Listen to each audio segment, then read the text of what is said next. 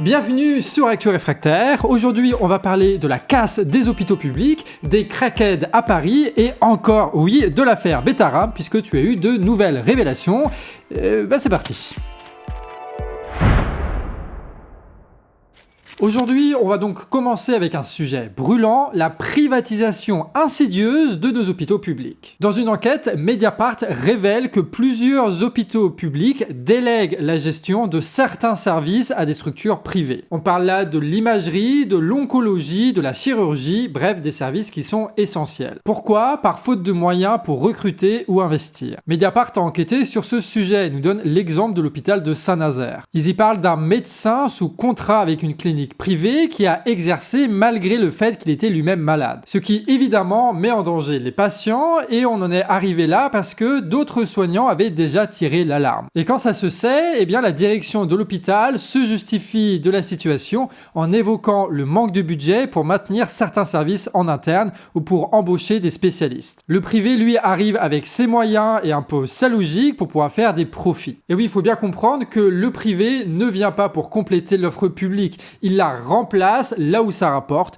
en laissant au public les cas les plus lourds et les plus coûteux. Mais ce n'est pas un cas isolé, mais une tendance nationale selon les témoignages de Mediapart recueillis dans leur article. Et ça a des conséquences. En effet, des soignants dénoncent une perte de maîtrise sur les actes médicaux, la multiplication des conflits d'intérêts, une sélection des patients par rentabilité et un gros risque éthique grandissant. Le gouvernement, de son côté, annonce une faible hausse uniforme de 0,5% des tarifs hospitaliers en 2025, tant pour le public que pour le privé. Une mesure censée apaiser les tensions, mais qui ne résout rien aux problèmes structurels de notre système de santé. Pire encore, le projet de loi de financement de la sécurité sociale 2025 prévoit des déremboursements de consultations, une baisse des indemnités journalières et une augmentation des cotisations aux mutuelles. Des mesures qui pénalisent les plus précaires et ouvrent la voie à une privatisation accrue de la santé. Et donc face à tout ça, il est urgent que nos hôpitaux redeviennent un sujet de discussion et pour lequel on se bat. D'où le fait qu'au Canard, on fasse souvent des reportages sur les manifestations qui se passent à Guingamp, mais aussi ailleurs. Et toi, est-ce que tu as des anecdotes à nous partager sur l'hôpital ? Tu peux nous dire ça en commentaire. Allez, on part à Paris où une association de riverains et de commerçants sont en train de poursuivre la mairie en justice. Pourquoi ?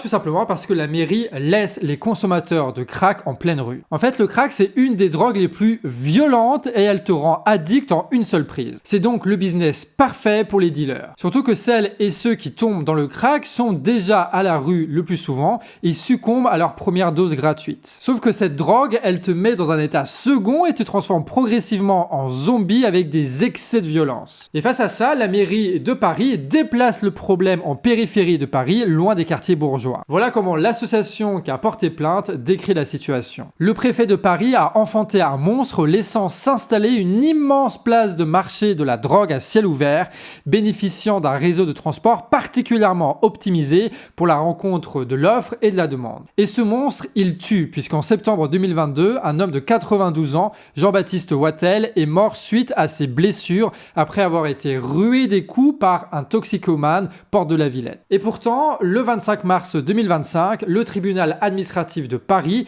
a jugé que la seule faute de la mairie, c'était son absence de nettoyage hebdomadaire dans le square de la Villette. Mais les riverains et les commerçants ont fait appel pour faire reconnaître la responsabilité de la mairie sur la création de ce monstre. Et pour finir, on doit encore vous parler de l'affaire Betterame, puisque t'as encore des nouvelles révélations qui sont tombées. Une révélation qui montre un peu plus le mépris que cette institution a pour la vie des élèves. Un mépris criminel car il a coûté la vie d'un élève de 12 ans en juin 1980. Et c'est la sœur qui a reconstitué les faits il y a peu. Et elle compte déposer plainte dans les prochains jours pour non-assistance à personne en danger. Puisque le témoignage des deux anciens élèves surveillants incrimine l'institution. À l'époque, l'établissement utilise des élèves pour surveiller les dortoirs. Et ce soir-là, tu as deux élèves surveillants de 16 ans qui trouvent un élève de 6e dans un état de fièvre très intense. Sauf qu'ils ne peuvent pas prévenir personne puisque tu as aucun prêtre qui est présent. Et les deux élèves de 16 ans ne sont pas du tout formés pour venir en l'aide à l'enfant